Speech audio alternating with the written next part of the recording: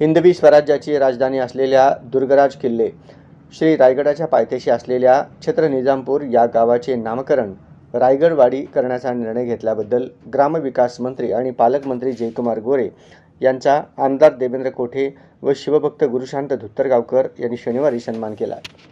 हिंदवी स्वराज्याचे संस्थापक छत्रपती श्री शिवाजी महाराज यांनी दुर्गराज किल्ले श्री रायगडाला राजधानी बनविले।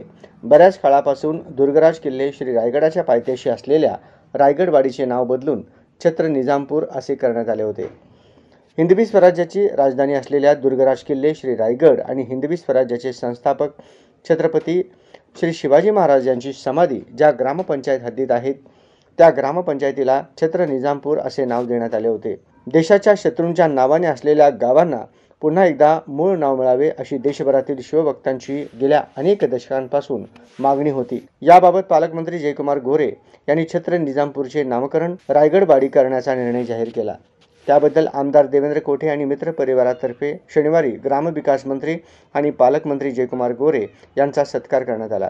तसेच आषाढी वारीच्या उत्कृष्ट नियोजनाबद्दल पालकमंत्री जयकुमार गोरे यांचे विशेष आभार आमदार देवेंद्र कोठे यांनी याप्रसंगी मानले। याप्रसंगी आमदार देवेंद्र कोठे, माजी नगरसेवक गुरुशांत धुत्तरगावकर, पवन खांडेकर, सागर भोसले, आकाश भोसले, अभिषेक चिंता, अंबादास सकिनाल, धनराज दोडम आदी उपस्थित होते।